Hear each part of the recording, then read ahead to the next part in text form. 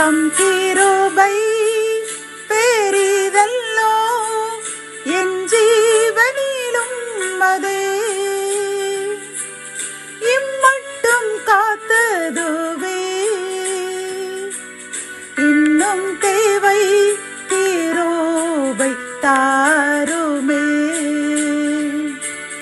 இன்னும் தேவை கிருபை தாருமே.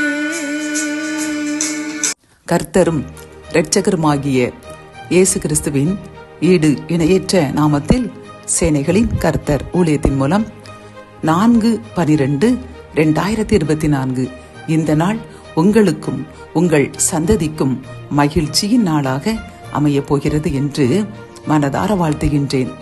இன்று நாம் அறியவிருக்கும் கிருபையின் வார்த்தைகள் சங்கீதம் 13:6. கர்த்தர் எனக்கு நன்மை செய்தபடியால் அவரை பாடுவேன். கத்தோலிக்க வேதாகமம் இவ்வாறு கூறுகின்றது: நான் ஆண்டவரை போற்றி பாடுவேன், ஏனெனில் அவர் எனக்கு நன்மை பல செய்துள்ளார் என்கின்றது. இந்த கிருபையின் வார்த்தைகள் மூலம் கர்த்தர் நமக்கு கூறும் ஆலோசனைகளும் அறிவுரைகளும் என்னவென்றால், நாம் கர்த்தரை பாடி துதிக்க வேண்டுமாம். காரணம், அவர் செய்த நன்மைகளுக்காக நாம் அவரை துதித்து பாட வேண்டுமா? பிரியமானவர்களை, நன்கு யோசித்து பாருங்கள். இது 12வது மாதம்.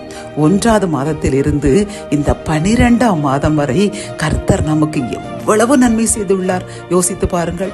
நம்முடன் இருந்த உறவினர்கள், நண்பர்கள் எத்தனையோ பேர் இப்பொழுது இல்லை. அவர்கள் கடந்து விட்டார்கள், உலகத்தை விட்டே சென்று விட்டார்கள். ஆனால் நாம் அப்படி செல்லாமல் இன்று வரை, இப்பொழுது வரை உயிரோடு இருப்பதற்கு நம்முடைய நன்மைகள் காரணம் அல்ல, கர்த்தருடைய கிருபை.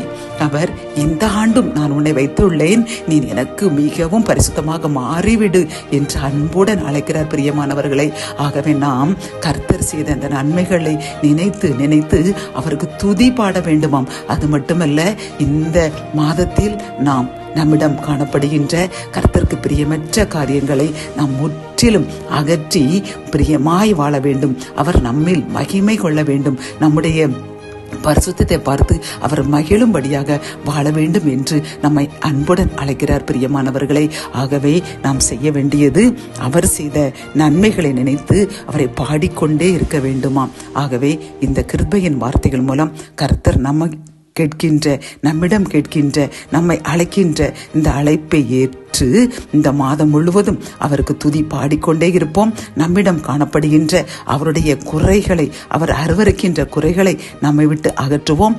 நாம் அவருக்கு நன்றி கூற கூற அவரே நம்மிடம் காணப்படுகின்ற குறைகளை நம்மை சுட்டி காட்டி நம்மை முற்றிலும் பரிசுத்தமாக்கி நம்மை ரட்சித்து அவருக்கு பிரியமான பாத்திரமாக மாற்றப் போகின்றார். ஜபம். என் அன்பு தகப்பனை, இந்த கிருபையின் வார்த்தை மூலமாக அப்பா, நீர் செய்த நன்மைகளுக்கு நாங்கள் பாடிக்கொண்டே இருக்க வேண்டும் என்று அறிவுறுத்தின முத கிருபைக்காக நன்றி அப்பா. இந்த 12ஆம் மாதம் வரை நீர் எங்களுக்கு செய்த எல்லா நன்மைகளுக்காகவும் கோடி நன்றி அப்பா. எங்களுக்கு சுக பலன் தந்து நாங்கள் எவ்வளவோ பாவிகளாக இருந்த போதிலும் எங்களை நீங்கள் ஒதுக்கி விடாமல், எங்கள் ஜீவனை எடுத்து விடாமல் இந்த வருடமும் எங்களுக்காக பரிந்து பேசிக்கொண்டு எங்களை பரிசுத்தமாக்க நீர் செய்து கொண்டிருக்கின்ற அந்த பிரயாசத்திற்காக கோடி நன்றி அப்பா.